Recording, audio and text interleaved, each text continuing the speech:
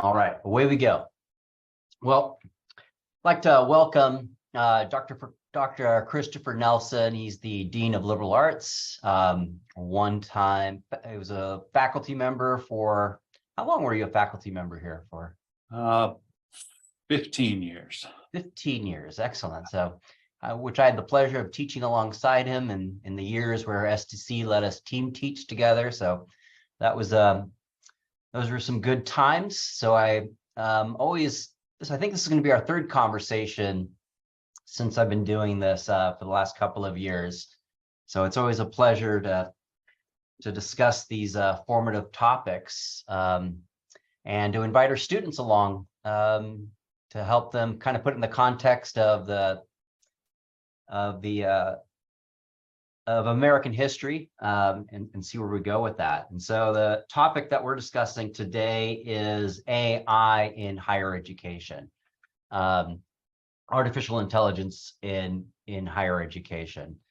And so the thing I want to just kind of point out before we kind of really get started here is that artificial intelligence, and the way I like to frame it within the context of US history, is a long thread in US history of technological advancements that have coincided with the entirety of American history.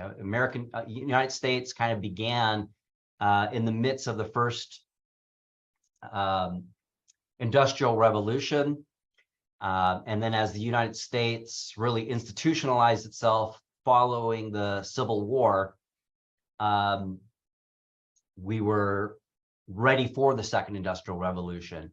And in those times, a lot of what we might be seeing today and what people might be experiencing, both thinking about it, talking about it, and experience it, is this angst that has run along through the entirety of US history, where we're kind of uncertain about the future. What is my place in these technological advancements as we progress forward? What is the future supposed to look like? Will I be employed? Will the job that I'm doing currently be around?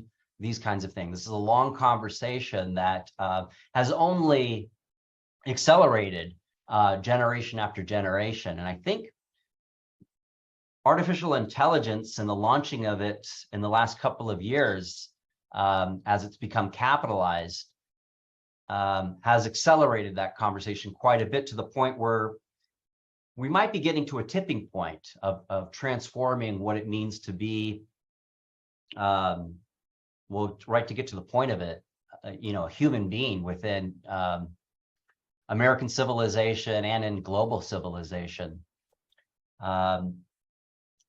So, and this has been, just to kind of throw out how this is played out in the context of American history, and something that we can kind of take a look at for students joining us now. Two things kind of come to mind of unintended consequences, because this is always the discussion that happens within advancements of technology once they hit the scene and are capitalized. The cotton gin, invented by Eli Whitney, who had misgivings about slavery itself, right? He was a tinkerer, trying to find his place in the world. I think he was trying to get into law at the time, but that was kind of what he did. He had, he kind of messed around with things and came up with a device that greatly accelerated the cultivation of cotton. The problem with cotton, the cultivation of cotton, was trying to get the sticky seeds out of the cotton. And there was a sense, a talk too, that slavery, the institution of slavery, was kind of waning and might kind of phase itself out. And sometimes you hear historians who look at the formation of the Constitution, and this is up for debate, but the reason why it really wasn't, the institution of slavery really wasn't taken on, was that those that opposed it, people like Alexander Hamilton or John Adams, kind of realized, oh, this is something that's going to phase itself out due to market forces. And when Eli Whitney developed this cotton gin, he again disapproved of the institution of slavery and thought the cotton gin, because it would make this production more efficient, would accelerate the phasing out of slavery. Quite the opposite happened. It accelerated it in a way that no one could have expected, and really made it a very profitable institution. And this text that you let me borrow, Power in Progress, speaks to what I think the cotton gin kind of can give us a kind of a forewarning about of those, because what the authors basically talked about, it's not so much that we fear and try to push back against advancements of technology. What we need to be careful of is who controls the narrative of this technology. And once that narrative, and that narrative, why that's something that is important to be aware of is that those that control the narrative are typically people who are wealthy, typically people who are powerful. And there's this relationship that people have that the authors point out that unchecked, unexamined, people typically look up at people with power, people who are wealthy, as the experts or people who have innate wisdom, and therefore deserve that power of the narrative. And the problem with that these authors pointed out, that I found it really instructive, is that who is going to benefit once that narrative is set with this advancement of technology, right? And so again, Eli Whitney was thinking, well, this might phase out slavery. It did nothing but advance slavery and the spreading of slavery, and really institutionalized it, only to be broken up by the most violent war that the United States has ever engaged in, a war with itself, the Civil War.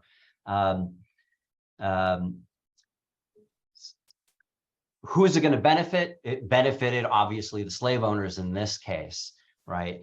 And obviously, and what he points out, these authors point out, is that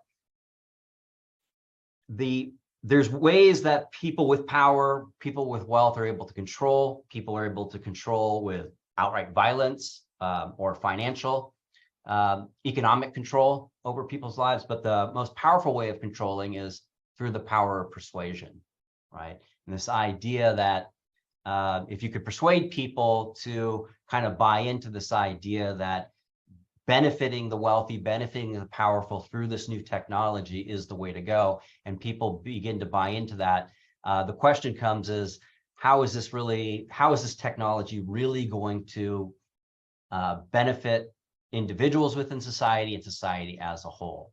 And I think that's a question that in all sectors in the modern context, when it comes to artificial intelligence, we're beginning to ask, when it comes to, especially when it comes to, in the context of our conversation here, higher education. And so unleashing the conversation to you, Chris, one, I think you bring a pretty unique perspective to this. One is an administrator within South Texas College. And two, your background, your academic background as a philosopher, and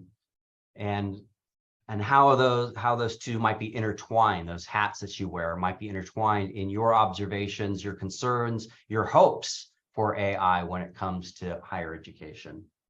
Yeah, and I was actually just thinking along those lines earlier, but to sort of segue from where you were already at. I'm going to be very sort of today and tomorrow focused, but within the context of this 1301 that you're teaching this semester, right? 1302. 1302. Okay. Mm-hmm. So how far along in that course do you get towards the present? Well, yeah, we're right now, and this is a good time to kind of jump into this conversation. We're right now getting into the Industrial Revolution. Okay. And so the Industrial Revolution is really the beginning of what we now consider as a normal way of living as a human being on this planet, which in the context of human history, it's anything but normal, right?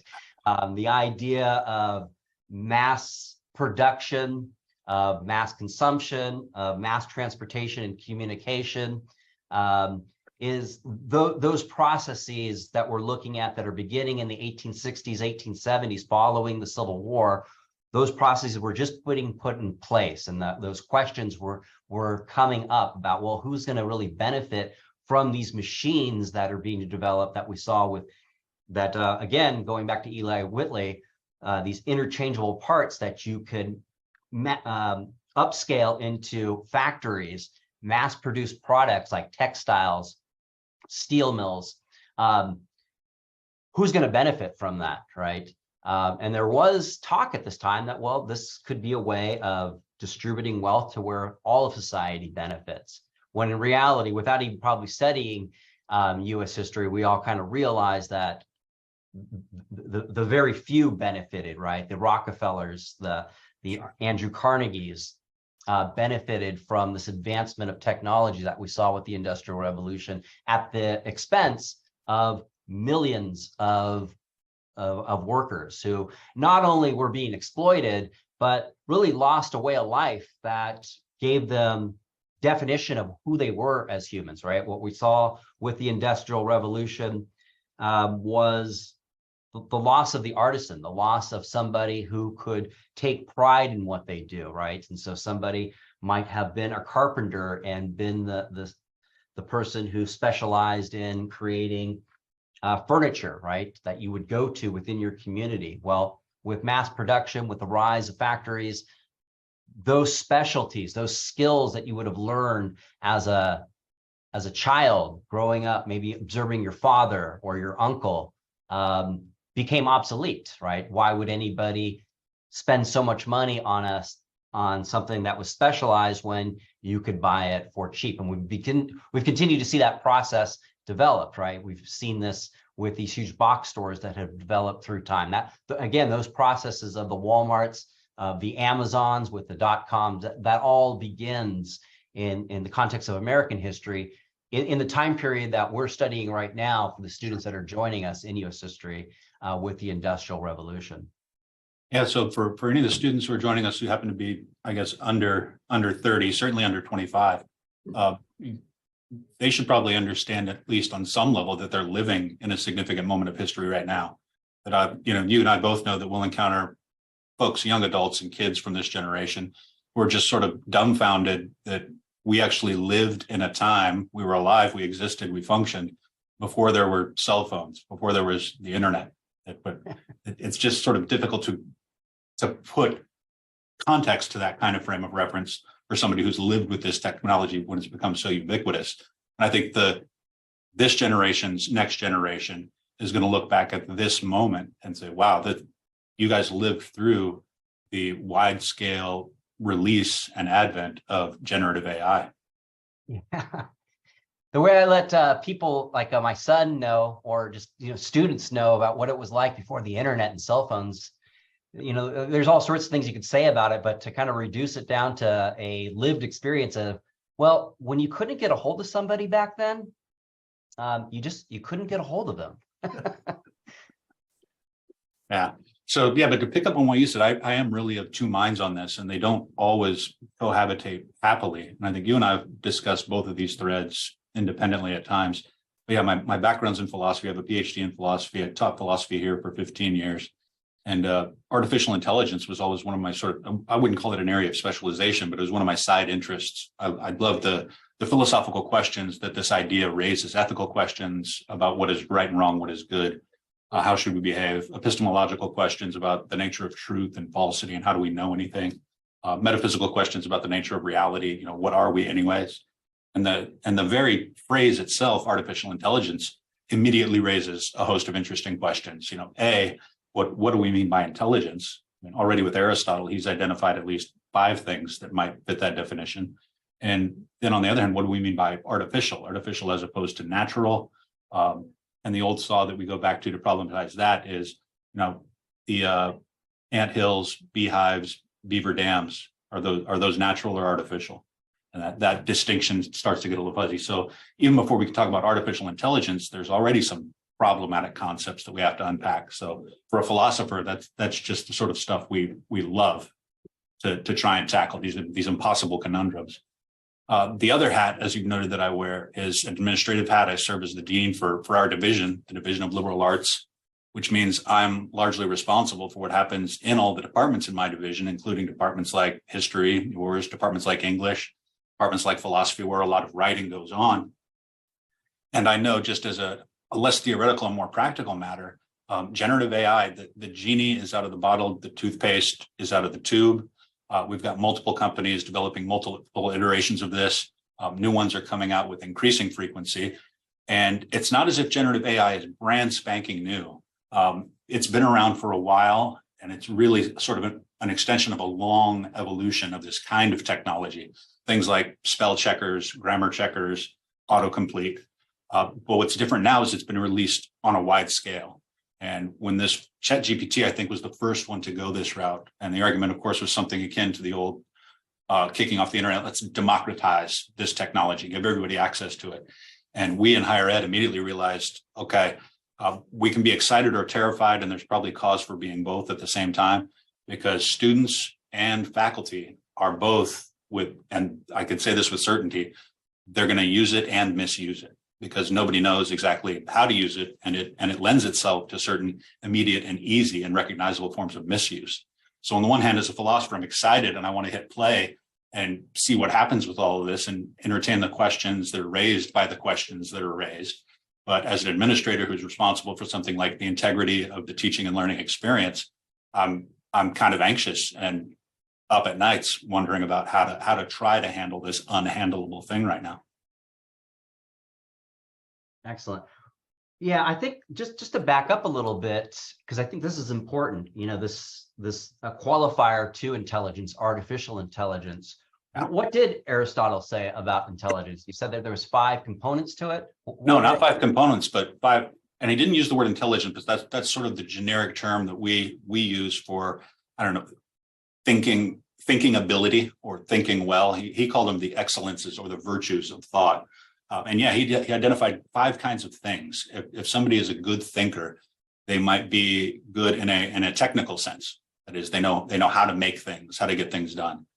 They could be good in a frenetic sense. That is, having practical wisdom, knowing how to get by in life. You might call it street smarts. They might be a good thinker in the sense of knowing how to connect idea A to idea B, mathematical and scientific reasoning, which he called episteme. Or they might be a good thinker in the sense of being intuitive and seeing things that are just obviously true. And for Aristotle, these would serve as the starting points for demonstrations. And then the 5th was sort of a combination of 2 of them, which he referred to as Sophia, which was highest wisdom, knowing what the starting points were and knowing how to follow those to the concluding points. And Aristotle's point was, but before we can think about what we mean by thinking, we got to get clear that we can and do mean a lot of different things by thinking. And that's always been sort of one of my interests in artificial intelligence is we're trying to create intelligence. Okay, well, right off the bat, hit pause. What kind of intelligence are we already supposing that we're talking about? Yeah, the sort of that summation of intelligence sort of reminds me of it's probably a rehash of that, but Thomas Nagel's What It's Like to Be a Bat. Right. This idea, well, what is consciousness? And I think this is where we make this distinction between intelligence that you might see in a human being or an animal that, creates a dam like a beaver, or a dog that you can train. The one thing in common that goes across species is we have assumption that they all have a sense of consciousness and they can experience what it's like to be a bat or a dog or a human being, right? And this idea of applying analytical abilities that we're seeing in these chat programs that perhaps students and educators are utilizing, and the big fear here is, will there be consciousness behind this? Yeah, well, and to come at it from exactly the other side, which I think will be maybe even more immediately and practically relevant. The real upshot of Nagel's What Is It Like to Be a Bat goes even further, because the only reason that I suspect that you have consciousness is the external evidence that you're presenting me with. I don't know so much. Not only do I not know what it's like to be a bat, I don't know what it's like to be a generic human. I only know what it's like to be this one right here. And I suspect that it's very much like that for you also on the other side of that lens.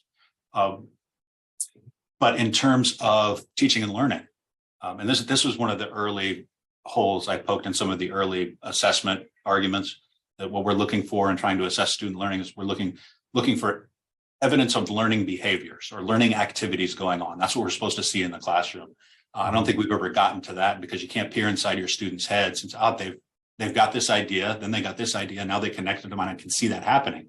Now, what you can see is more typically than not, the words they put on a page and give it to you. And those words would be evidence of thinking. Well, now we're getting very, very close to the point where computer generated software can produce exactly those kinds of artifacts. So if it was evidence of thinking in your students, why is it not evidence of thinking if it's created by a software program? And a lot of people would want to say, hold on, there's obviously got to be something wrong there.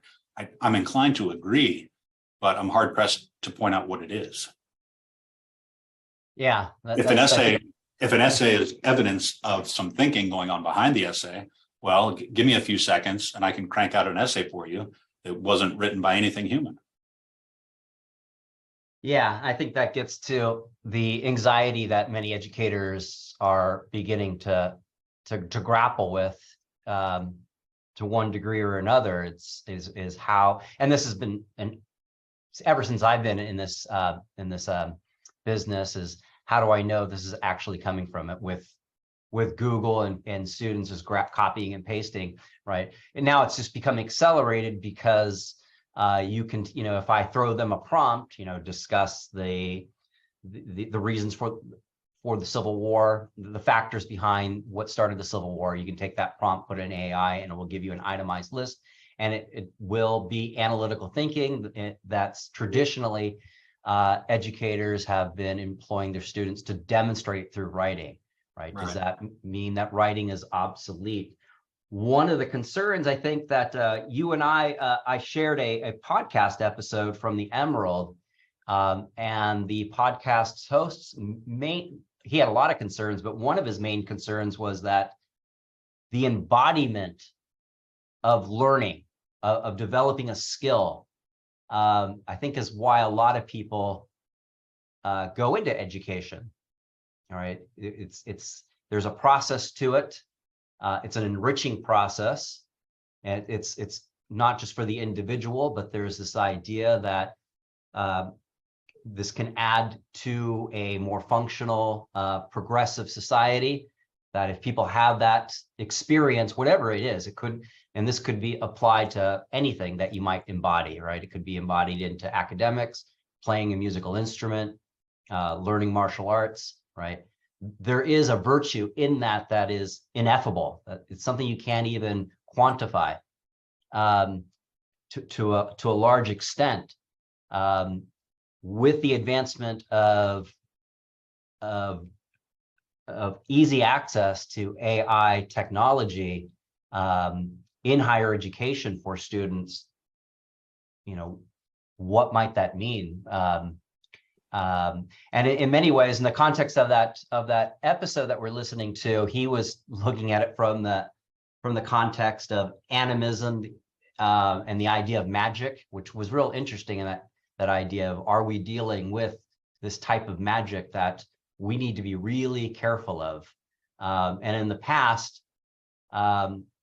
institutions or individuals who had gone through the process of embodying knowledge or skill sets, who were teaching other people about this, had the ability to tell people, you need to slow down, right? You're going too fast. You're not right at that level, which I think higher education has a process by evidence of, you have freshman level, sophomore level, undergraduate level, graduate level, so on and so forth. This is a process of initiation. And does AI threaten that idea of of providing a process where we're forced to kind of slow down so we can truly embody whatever skill set that we're developing? I think let me come at this from a slightly different angle, but I think it does. But I think it does in of course two ways. There's going to be a pessimistic view on this and an optimistic view on this. The pessimistic view is much like you've charted out, that we're going to see, this is the death of, to begin with, the English, college English essay. That's to be gone forever. Along with it, every other type of adjacent assessment. And along with that, perhaps the entire enterprise of higher education, public faith in which is already fading precipitously. The optimistic view of all of this would be precisely because it's been accelerated, it's been dumped on us so fast and nobody knows how to handle it and everybody's freaking out about it. This presents us with a unique opportunity in the history of higher education to actually take a minute, probably not much longer than a minute, but take a minute, step back and ask, okay, what was it that we thought we were doing this whole time? And by us, I mean me and you and everybody in the department, but also, higher education through the years. Because as you've said, we've made sort of this ineffable value proposition to students, and we're loath to actually define it much further for fear that we might be held accountable for something. But it's something like this, and for all the students listening, this is sort of the deal that we've struck with you. Go through this thing called higher education, and you will come out a better version of yourself on the other side. And that better version is about where most of us stop, because that's where most of us start to disagree. Well, what do we mean by better? Financially better off, emotionally better off, intellectually better off, likely to live longer, likely to be richer, likely to be happier, likely to be more powerful. You'll come out better. And that's the deal that we strike with you. Take some English, some history, some arts, some philosophy, some social sciences, some natural sciences, some math, and then pick an area to specialize in. You'll be a 2.0 version of yourself when you come out the other side. And with this massive advent of democratized generative AI, now that the artifacts we were used to looking at as evidence that, yeah, I am having an effect on these students, they are becoming something other than they were, those artifacts don't mean anything anymore, which sort of once we all have that reckoning collectively, I think we will be poised for the first time to, as an institution, the institution of higher education, we'll all be presented with the opportunity to say, okay, what was it we thought we were doing? What was this essay that Mr. Kennedy assigned at the end of our History 1302 class?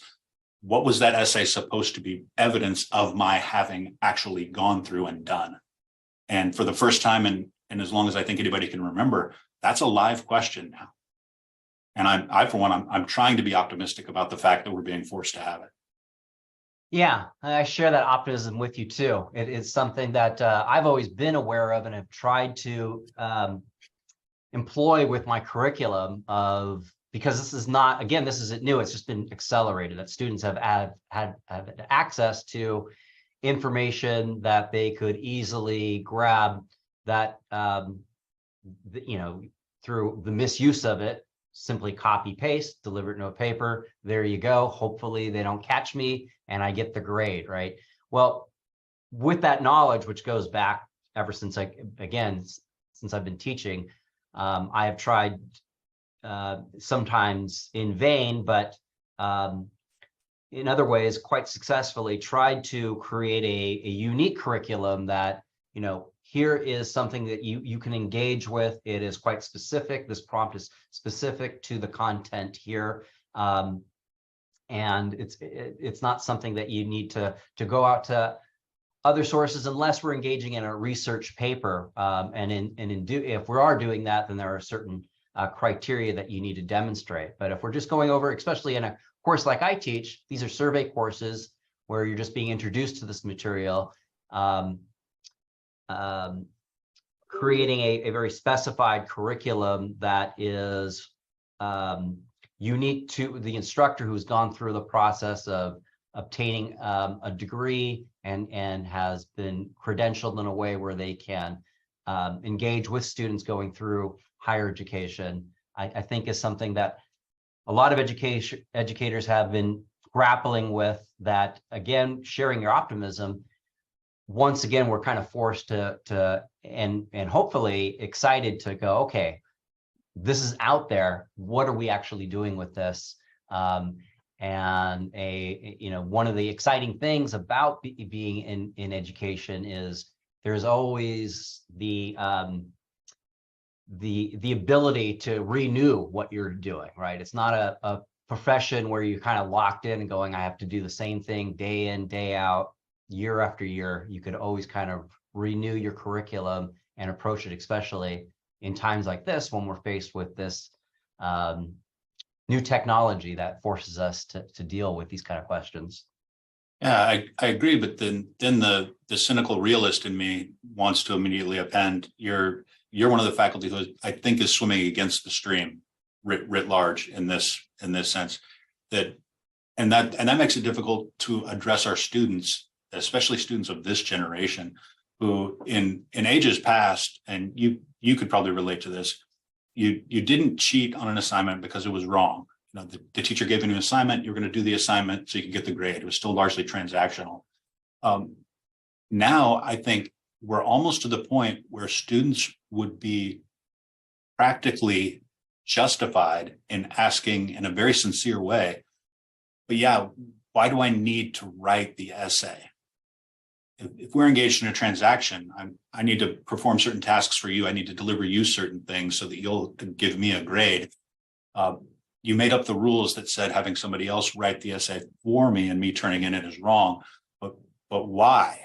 Why do I need to perform these assignments when we now have technology that can do it for you? Look, Mr. Kennedy, you should be happy.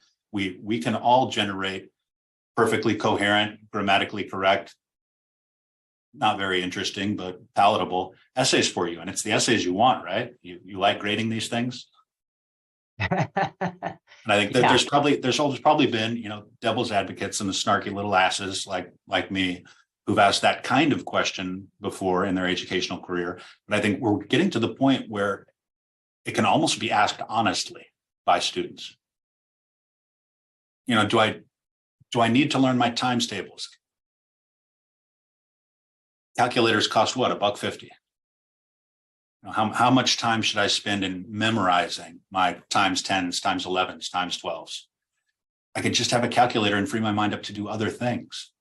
So, and I'm kind of worried about the day when that light starts to go on in terms of stringing words together to form a coherent thought.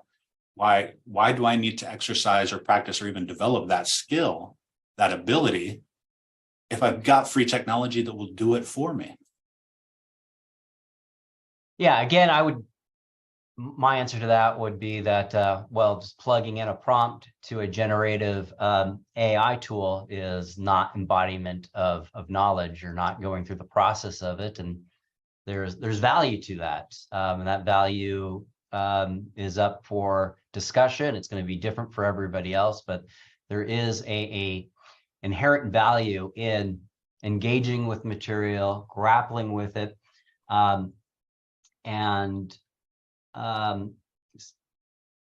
where, again, to get to your conversation of optimism too, you shared an article with me this morning on this topic, and the author of this article was part of what he was saying is that going forward, you know, what we need to do is to make sure that these prompts, these assignments, this call for writing is something applied to their own, in a context of their own personal life, of how they operate in a day-to-day. So looking at anything dealing with history, whether, as he put it, like looking at Harry Truman's presidency, how is that applied within the context of your own life and how it affects your life, right? And that needs to be part of the actual curriculum if we're going to go forward with this. And 2 points there. I think it was John Warner was the author of that piece, right? And he's typically one of the great bloggers on this. And the essence, and he's a longtime English teacher. And the essence of his argument is, I mean, I'll put it basely and crudely because I think the point gets across better. But if you as a teacher are assigning work to your students that can be performed by a machine, that work was not worthy of their dignity as humans in the first place. And Warner's point is we need to humanize our assignments and our assessments so that they're actually meaningful to the human beings performing them. Yeah, that was something that I took a point to, and I think, and part of what we're doing here too, I think is you know, still trying to figure out the quirks of it, but this is part of it, right? seeing people engaging with these complicated, difficult conversations that have been giving it thought, sharing it with students and having them grapple with it themselves within the context of the curriculum. So my hope is that this conversation might be applied to what they're currently studying and how it could be applied to AI. And this is kind of why I opened it up in the context of the Industrial Revolution, pre-industrial revolution with the antebellum period and the expansion of slavery, of how what we're going through now is something that for the last 1,000 years, human beings have been grappling with, of what it means to be a human being, dealing with changes in society, who the technology, advancements in technology benefit, and seeing if we can generate those conversations, kind of before it's too late, right? Before you do have these huge problems. And the Industrial Revolution in particular gives us a good set of warnings, because it was no joke. It's sometimes lost, I think, that in a survey class, the human cost to the Industrial Revolution, that it was a choice, that it only benefited, the wealth that was generated from the Industrial Revolution only benefited really a few human beings at the expense of millions of others. When you're talking about at the height of the Industrial Revolution, we were seeing about 5,000 people killed, either through just the dangers of the job, through political violence of people revolting against their bosses and the bosses retaliating against them and whatnot, and up to about 500,000 of people being injured in a very significant way, right? This is something that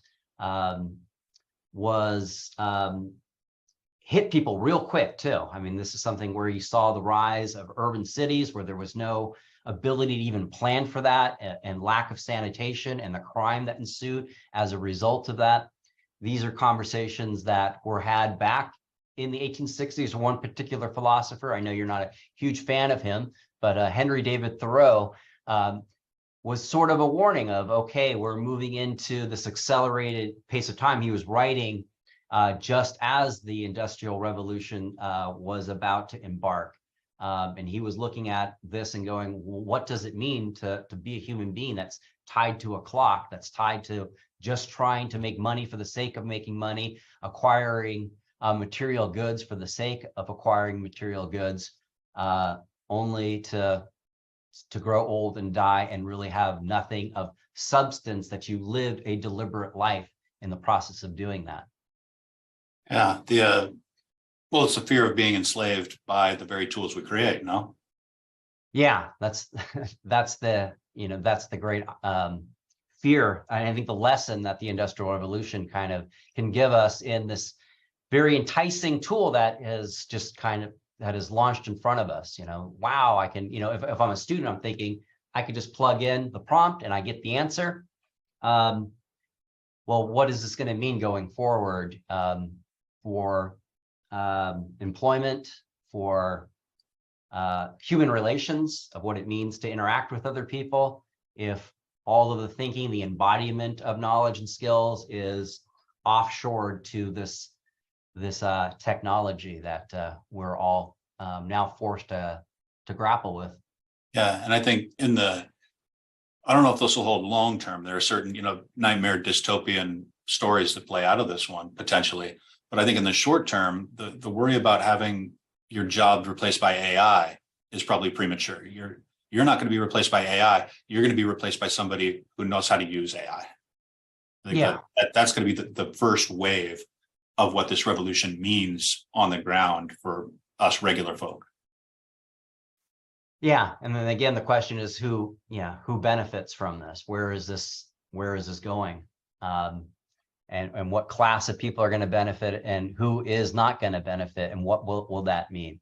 Well, I think, and one of the interesting things, and I think this might be an interesting exercise for all of us to think through, how is this technological revolution both like and maybe unlike previous technological revolutions? Because I think we can come up with a laundry list of analogous points in other revolutionary moments.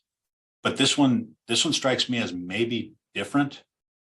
And I think one of the differences I see is the people we would most immediately suspect as the architects and the profiteers, those who could have the most access to this technology, who could therefore control it, who could therefore stand to benefit the most from its deployment, those are the folks who are sounding the alarm loudest. And it strikes a lot of us as odd to hear a lot of these tech entrepreneurs, some of them behind, the earliest versions of these generative AI, saying, hold on, can we call a conference of everybody right now and just all agree to hit pause on the development of these things? Because we have no idea where this is going right now. Yeah, it sort of reminds me of, since this is in the news, in the context of the actors' strike and the writers' strike, and the new film Oppenheimer. Oppenheimer was the architect of the Manhattan Project that launched. Oh wait, I haven't seen it yet. Don't spoil the ending. Yeah, it's not a good ending. I'll say that. But yeah, Robert Oppenheimer was very pessimistic about the advancement of atomic weaponry right from the get-go almost. I think he was compelled to participate in it and assume a profound leadership position within this enterprise due to the fact that they were dealing with an existential threat within warfare against Nazi Germany at first and Imperial Japan. But his big concern was that once we've used this for the purpose of using it to end this war that we have not seen humans engage in thus far in history, we need to put the kibosh on this, right? And what he was worried about that came to light real quick was an arms race between various nation states, starting with the United States and the Soviet Union at that time. One of the things that struck me with Oppenheimer and the other physicists, these, arguably some of the most capable, intelligent people in the world, was that in an almost very clumsy way, they were willing to gamble with this and to do it anyway. And this is something that the podcast host Joshua Shree of the Emerald was talking about. Why do we engage with this, even though we might understand that it might lead to our demise, right? This is since the advancement of technology, especially with the Industrial Revolution, starting with the story of Frankenstein, right? This idea that these things that are supposedly to make our lives easier, more enjoyable, to give us leisure time, are going to come back and it will lead to our demise. Why do we go forward with it? I love the idea of, well, I just want to see what happens. Let's just see. It might not be that bad, right? And one of the things the physicists were not too sure of, and they had actually calculations that said maybe we should put pause on this, because what might happen when we launched Trinity, which was the first atomic blast, it was the test blast before Hiroshima and Nagasaki, is that this might create nuclear fission and bind with the hydrogen in the atmosphere and eviscerate the atmosphere and exposing us to the elements of space, which would be game over, right? It would be the biggest oops in all of human history. And they did it anyway, right? Yeah. And I'm inclined to now project, the students who are listening 20 years into the future. This could become a very, very dystopian story. And I don't relish in these versions of the story. I think once we get sufficiently worried about the prospect of this not going our way, we can retool our energies in a positive direction. But just indulge me once. It doesn't stop with text generation. You know this, right? I mean, text generation is the one that became democratized and popularized, and it's immediately usable. But we've got image generation now.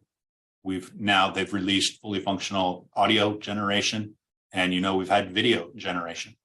So in a matter of months, we could conceivably see things like a video of Joe Biden looking like Joe Biden, speaking like Joe Biden, saying that actually all the news you've been watching is in fact fake news. There is a deep state. We've controlled everything. It was actually Ukraine who invaded Russia, and we helped fund them for helping us hide Hunter Biden's laptop. Yeah, I mean, that gets play. Yeah, I mean, we saw the earlier iterations of computer technology. We saw what Facebook and Twitter could do if used towards those kinds of aims and ends. What happens when the generated content, which is quickly becoming the case in text, when all generated content becomes undistinguishable from the reality that we suppose it's representing? Then what? Those are good points to bring up, especially in recent times. This isn't something that's like, oh, in the future, this is going to be dystopia and this is going to be bad, right? We are, one doesn't have to be politically engaged or even interested to realize that we are in a time period where we're at each other's throats. And there's a lot to that story, but part of it has to do with artificial intelligence in social media. There were literally protests. People showed up that were not organized by actual human beings, but generated by bots, right? By people within the United States or from without, just to create chaos for the sake of creating a destabilized nation within the confines of the United States. Yeah. So as you say, we're sort of being forced to learn very, very quickly how to play with these new magical powers. But unlike previous iterations of magic, broadly construed, this one was basically dumped on all of us in November.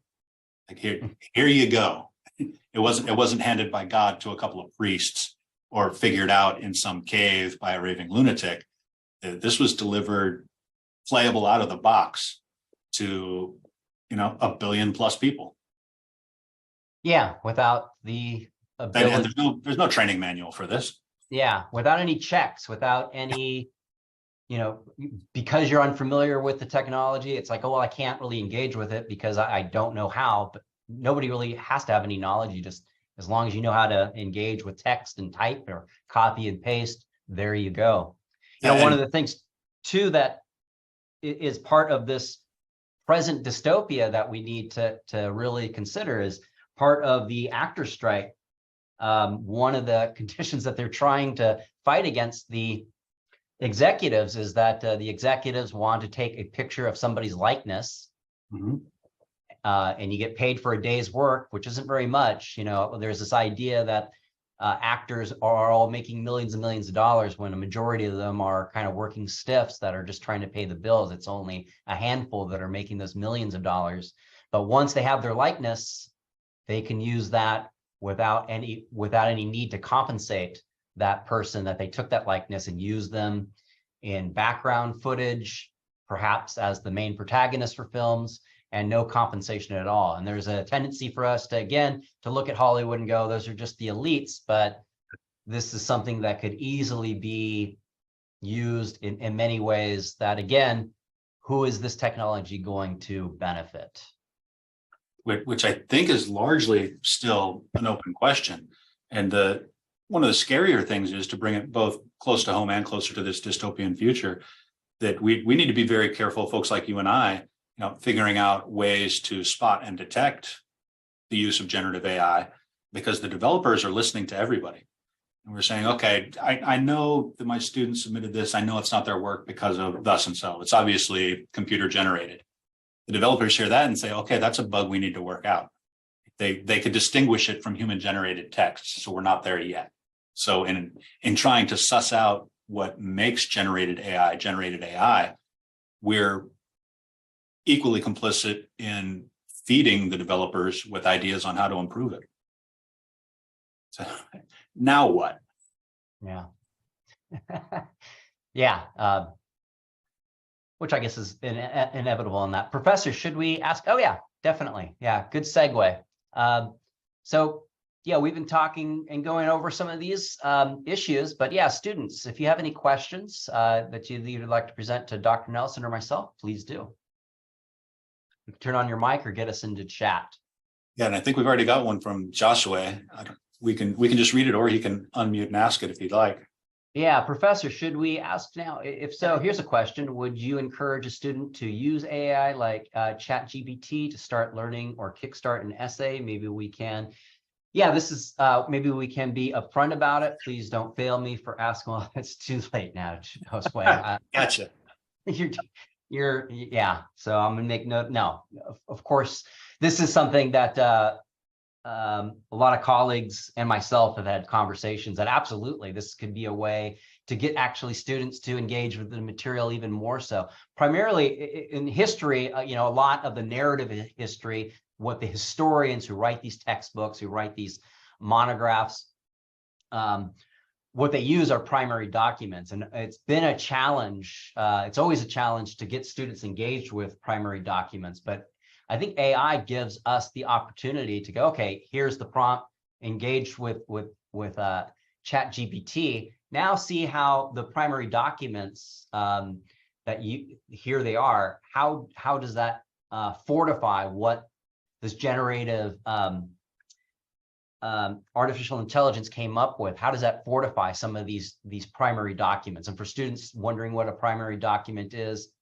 it is an actual artifact from the historical period you're studying. So it could be a letter, it could be a newspaper article from the Civil War, it could be a law passed, a speech given, any of those kinds of things that demonstrate what people were thinking, feeling, experience at that time, that you as a student can look at and go, okay, here is the evidence that we're taking a look at, and here's how it can be threaded into what has been generated once I plugged in this prompt.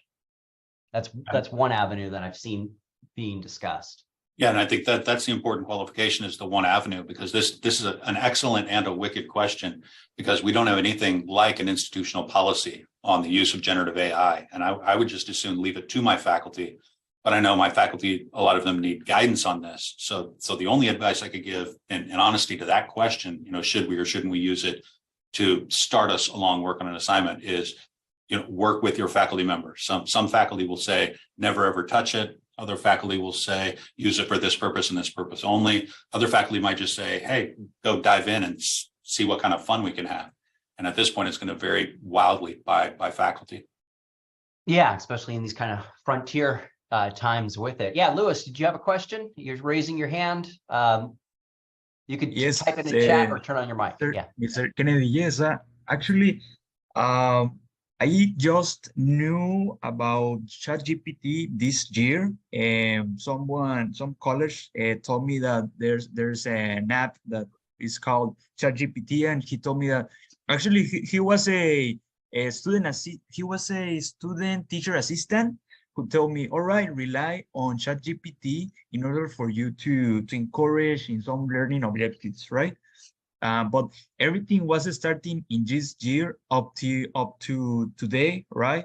That I start courses here in STC, and one of my courses that I have is federal government, and the professor is now using AI detectors, which surprised me because I didn't realize that we are in that point to use detectors of AI, which is fine in a perspective, but yes, and the other point is that it is difficult for a professor to create prompts that can be difficult for the chat for AI, artificial intelligence to use. I mean, is there prompts that can prevent from using AI? Is that difficult, or it is fine? It is as you were saying before, a prompt like to incorporate a learning objective related with your lifestyle or something like that, which the ChatGPT can't do, right? Well, it can't write an essay about Luis's personal life and lived experience. But if prompted the right way, and you just have to be a little bit cleverer than the machine, if prompted in the right way, you could get something like ChatGPT or Bing AI or Claude or Bard to manufacture and tell you a life story in the first person as if they had gone through it. Yeah. Oh, I see. Yeah. Yeah, no. And they can become very, very defiant if you try and correct them and tell them you're just a machine, that didn't happen to you. They'll stick to their story. Yes. All right. Well, thank you. Yeah. Thanks for the question. And no, it is very difficult if I venture to say almost impossible to create a prompt that is going to be ChatGPT proofed. I mean, if you type in a prompt, it's going to give it to you.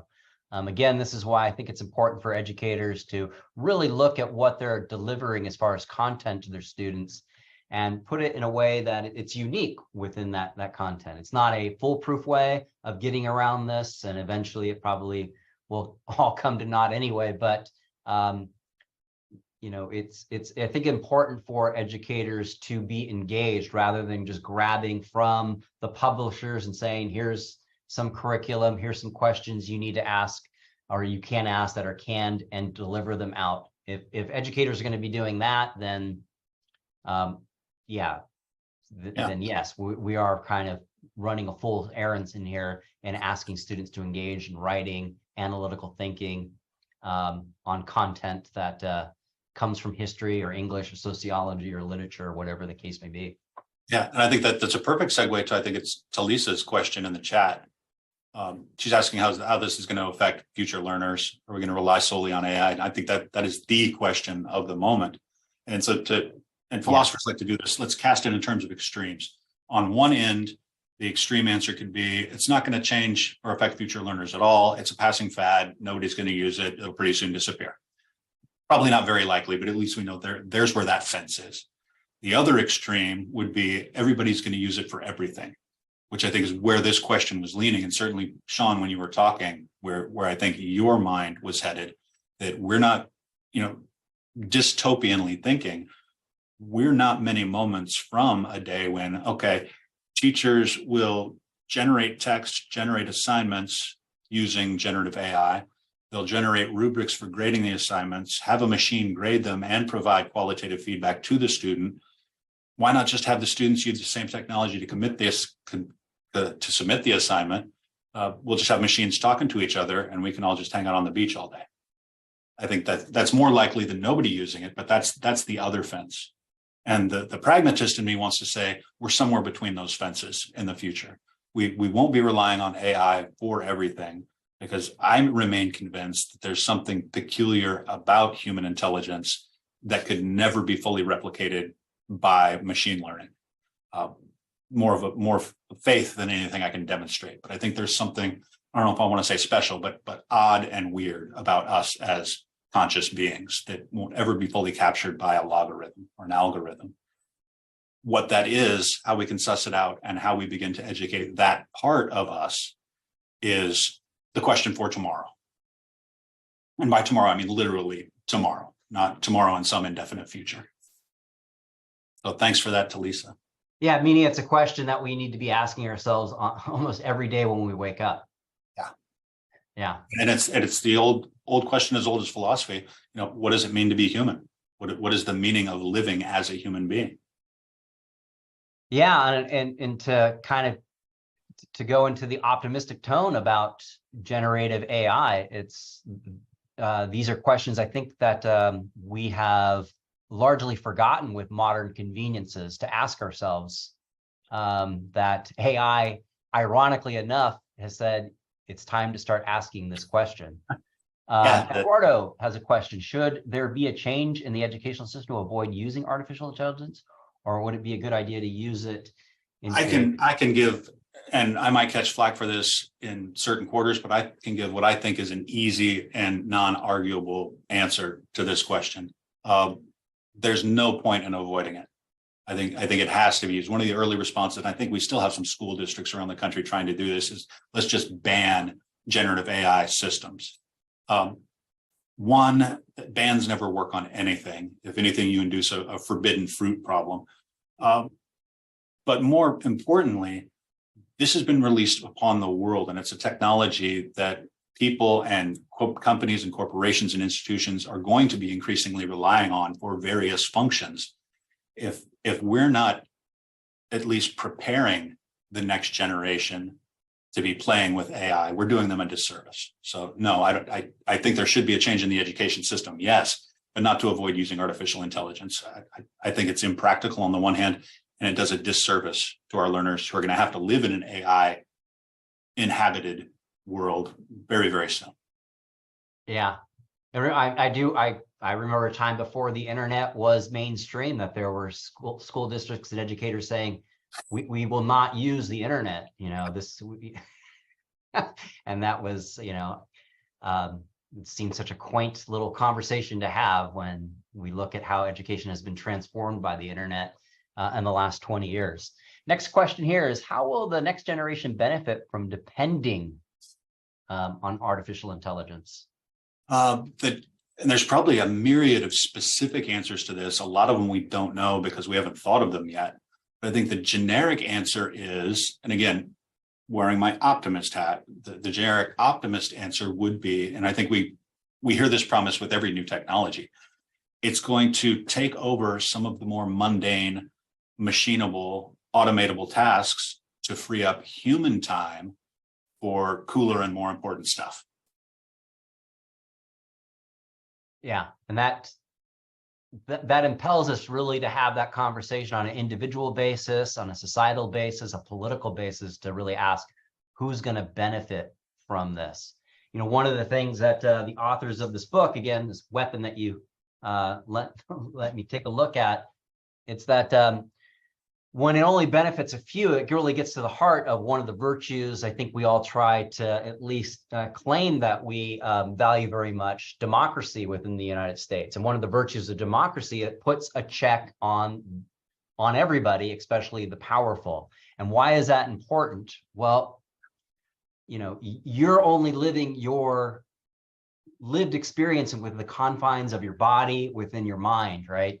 And it's very easy, if you don't have checks put onto you, to kind of become clumsy with your life, unethical, immoral, exploitative, hurtful, damaging in life, unless there is political institutions, economic factors that put a check on your behavior, basically check you in going, hey, this is not cool in the way you're behaving. There's other human beings around you that need consideration. They have a right to the air they breathe, to the food that they eat, to the mere enjoyment of life that you're depriving them of because you want to live this exclusive life of wealth and power, right?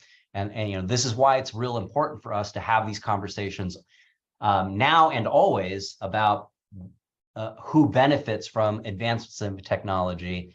And again, it's only being this conversation needs to be accelerated when it comes to AI. I don't know if you mentioned how long you were a teacher, but I noticed a difference in how students think, interact in a classroom environment since these advancements. Oh, certainly. Yeah, and I haven't been in the classroom for a few years, but yeah. So Sean, you're going to be closer to this than I am. But my suspicion is there's these particular kinds of advancements we're talking about, while revolutionary, I think they're still too new to have had that type of wide kind of impact. I suspect you're still seeing the kind of students who were engaged before are engaged now, the kind of students looking for a shortcut back then are looking for a shortcut right now. I could be wrong, but that's my suspicion. It may not stay that way, but I think we're still in the early stages. Yeah, I would agree. When it comes to this, we're still in the early stages, but it's something I've long seen, a steady progression of students, not so much being unwilling to learn, but not having the skill set to engage with material, and assuming that those who are engaged with material and are performing well with the grade that they've been bestowed have some sort of inherent intelligence behind them that gives them the ability to earn those grades. Not recognizing that learning is a skill set, right? And there's tools, there's tricks, there's methods to learning. This is something that I shared with students yesterday that I called chunking, right? It's just the idea of where students get frustrated, I think, in any college classes. I spent all day on this assignment and I got a 75%, right? And what I think is lost, and what AI might accelerate in the process of learning, is you need to give yourself the time and the space to engage with material without getting, to the best of your ability, too anxious about learning or about the grade itself and understanding everything from the get-go. So give yourself 10 to 15 minutes with a prompt, just write down some preliminary notes and then walk away from it and go do something else. come back a few hours later or the next day, and then re-engage with the material. And you will begin to notice that, one, you'll begin to notice things that you didn't notice before with the material.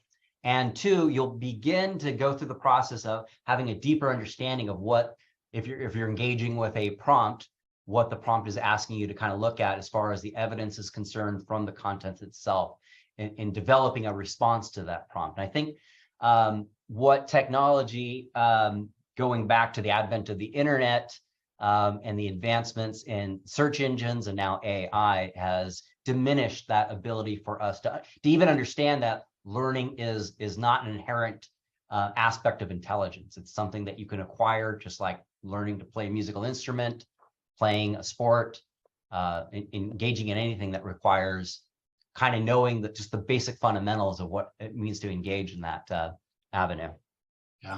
Yeah. And I like Daniela's question. What do you think school districts will do to prevent students using AI in classes that are fully online like this one?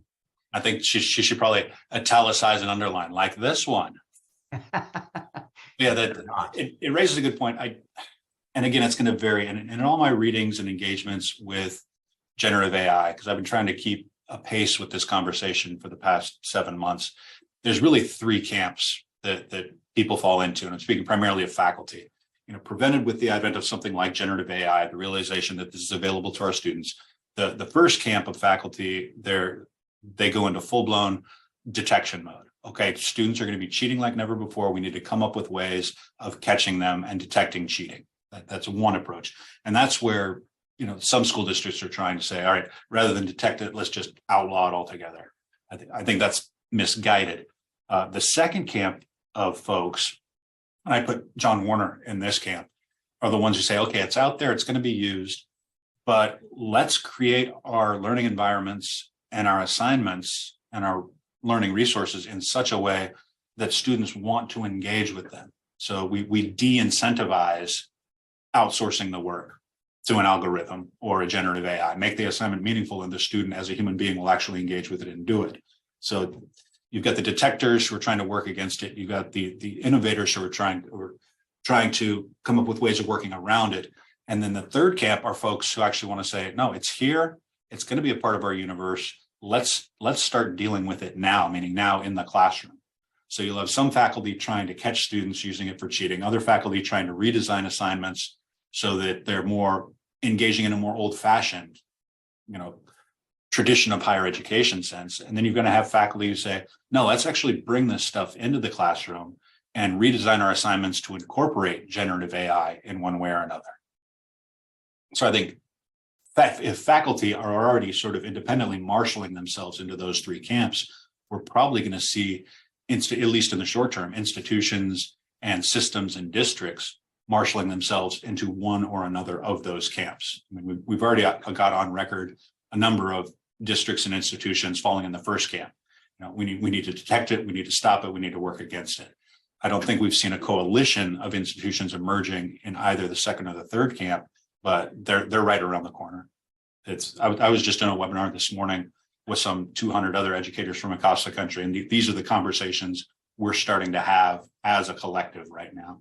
What should higher ed and systems of higher ed, how should we orient ourselves towards this issue? Are we working against it? Are we trying to work around it? Or are we going to work right through it because it's here and it's real? In that webinar, you were basically seeing those kind of 3 camps that you just described? No, that's those are the 3 camps that I've seen independently. The great thing about this webinar is virtually everybody in it has already jumped into the 3rd camp. Okay. Yeah, no sense trying to detect it. We're instructors, we're not cops. No sense trying to work around it, but the idea of innovation is nice. And so why not innovate with the thing that's staring us right in the face? The question is then how? That's the next box that needs to be opened. And it can probably be opened in myriad ways. Yeah, and it's kind of exciting too. It's kind of refreshing. It can be. It can be. Do you believe it's possible for AI to one day understand concepts humans are unable to grasp?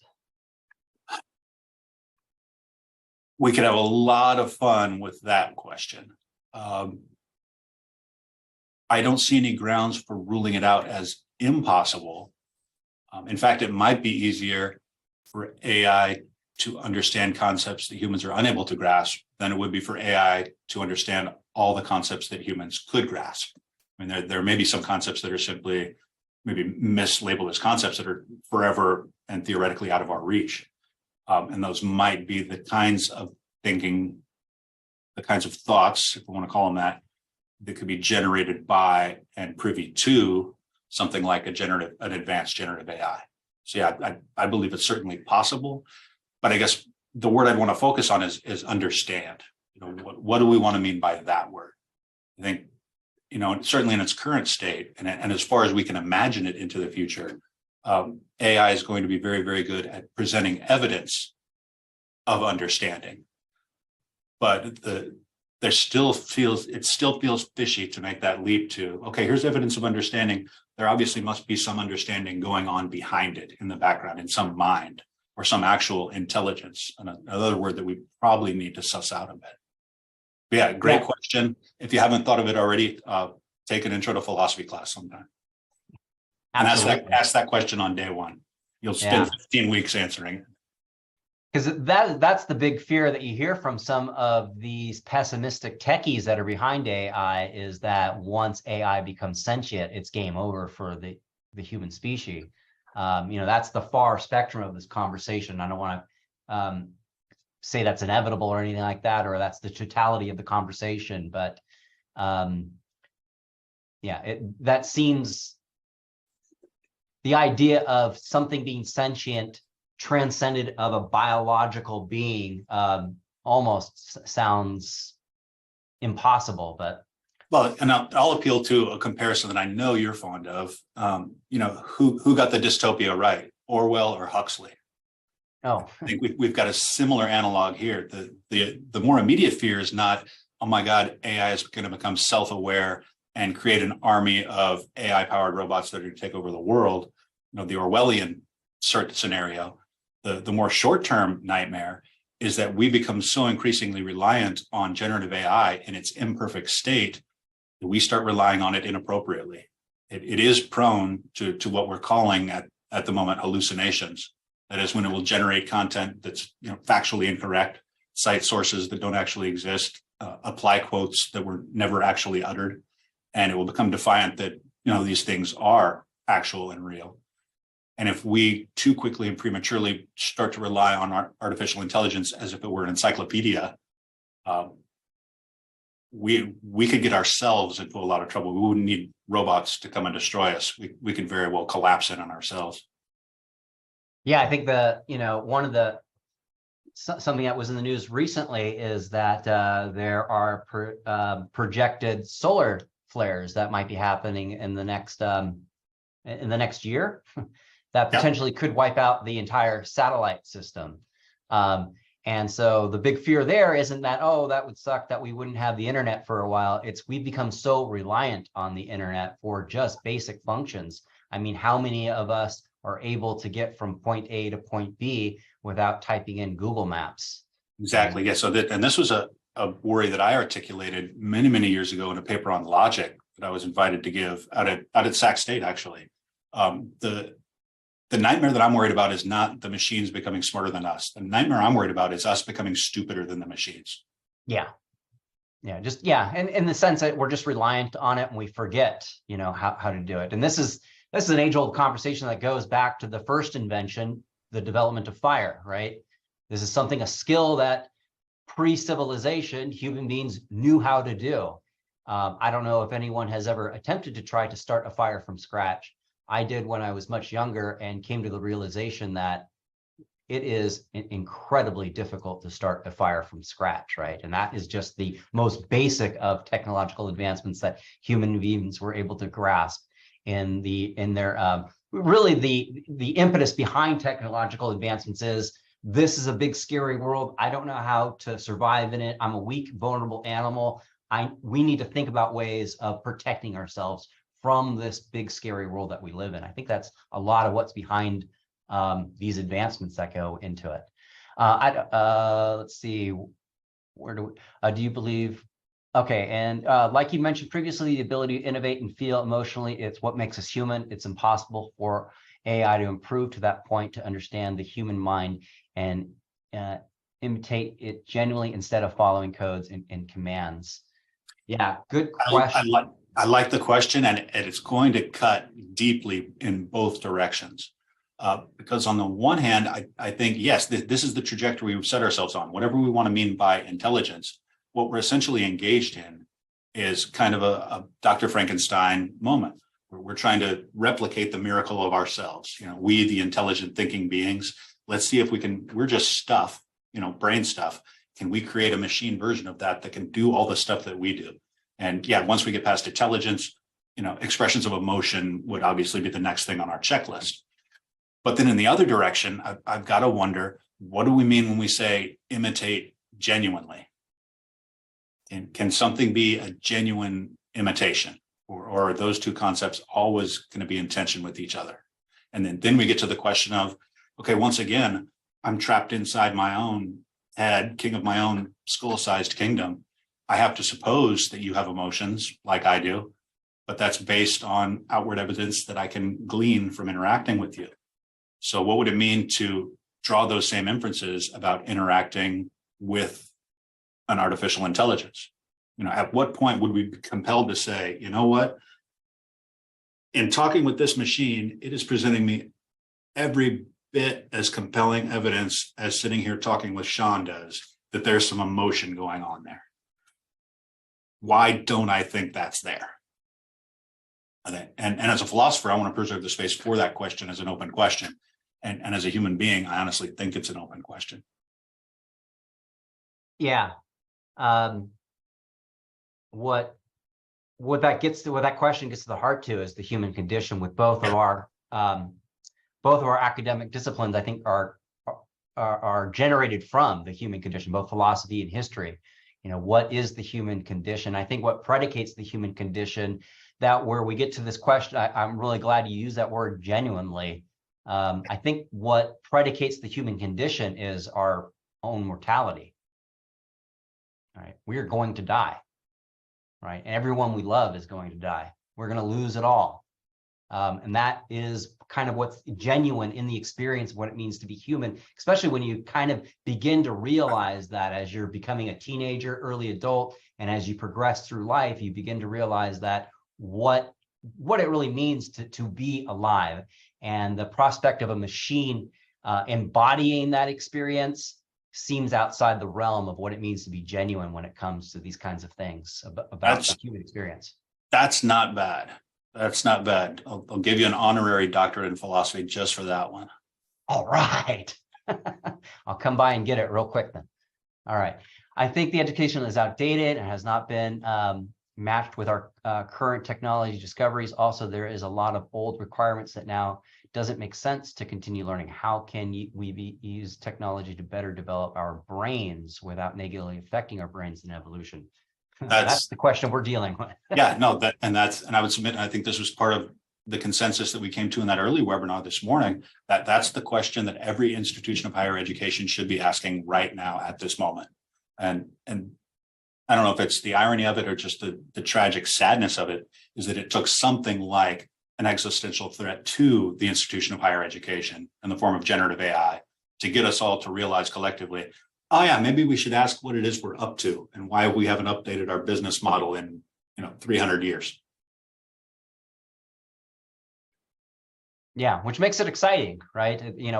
There's two camps and extremes where you can get pessimistic, kind of pull the wool over your eyes, or really engage with that, which, from a professional aspect is exciting because, again, there are professions that you can get locked into day in and day out doing the same thing. For those going into education, you're given the opportunity to always examine, how am I going to approach this content, have students engage with it in a different way that makes sense to them, semester after semester, year after year. It gives us the opportunity to engage with it in a very vibrant way, if anything. How do you think AI could help students with disabilities? Oh, great question. That's actually one of the, I mentioned, how do you think what opportunities might this open up was an earlier question, and I gave the generic answer. This is one of the more specific areas that we know we can get positive benefits from generative AI if properly prompted. It can do the work of rendering things audibly, rendering things visually, depending on the disability, rendering things in other languages for second language learners. If prompted appropriately and given a defined set of material to work with, generative AI can excel at rendering materials more increasingly accessible to people with an increasing array of disabilities, both physical, mental, learning, et cetera. So great question. And that's one of the things that we actually have to be kind of happy about at this moment. Here's something we're going to get much better at much more quickly. Yeah, and we've already seen that in a rudimentary way. I mean, I remember engaging with video at the first time, and the first objections is, I'm hearing impaired. I don't know what you're saying, and that was a very difficult challenge to rise up against, because that required typing in the transcripts of what was just discussed in the video. That's one of the benefits I think we can really point to AI. It does that for you, right? There's and it wouldn't even stop there. We could get even far more imaginative, and people who are, say, visually impaired will never, and born visually impaired, severely visually impaired, they'd never get to see any of the works from Picasso's Blue Period. None of my favorite paintings. They'd never get to see that, and I'd never be able to explain to them what it's like to see that. We're on the verge of having generative AI that can cross media. Say to give a generative AI program, hey, render Picasso's, Old Man with the Guitar in the form of a song. I mean, it opens up some weird and kooky, but very, very cool possibilities for working around various media that certain individuals might not have access to. I mean, we've already got the visual representation of music. You could take a musical score and turn it into a work of art. Math provides the pin there, but there's no reason we couldn't cross media in all directions and generate what are arguably new kinds of aesthetic experiences. Yeah. Wow. That's again, one can get mired in the dystopia that we might be grappling with, but when you can take those prospects into consideration, there is something to be excited about as far as this technology, if it's utilized in the right way. And again, if we individually, collectively as a society are asking and are kind of vigilant about the idea that who is going to materially benefit from this advancement in technology, right? Yeah.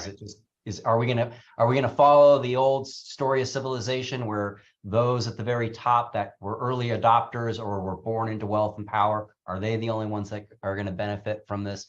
Or is this something that we can all collectively engage and explore and manifest ways that we all benefit in a way that makes sense and enriches the human experience rather than diminish the human experience? Which is one more reason, as challenging as it's going to be, that's one more reason that I'd be a staunch advocate of what I've called Camp 3, that more and more faculty need to start developing more and more creative ways of embedding this democratized technology into their curriculum so that you all, this generation of learners, can start playing with it now, before the powers that be try to put it back in their genie box. Yeah, great point. Wow, Chris, I think you and I solved all of the issues. Sure, we're done collectively here. All right. I'm going to retire. We'll just we'll put this out into the internet, and everyone will see this, and it'll be We've saved higher ed and the future of humanity. Not bad for a Thursday afternoon. Yeah. Thank you, students, for the questions. These are really, really thought-provoking questions that give me a lot to think about going forward. And not just that, but y'all are asking the exact questions that all of us are asking when we have these webinars of faculty and administrators. So you guys are seeing what we're seeing, and that's refreshing and encouraging. Yeah. Because pretty soon we're going to bequeath all these problems to you as Sean and I shuffle off the earth. Excellent. Well, thank you guys for joining. It was a pleasure. I'm gonna if you're going to be over there, Chris, I'm going to give you back your weapon of a book that you lent me. Yeah. All right.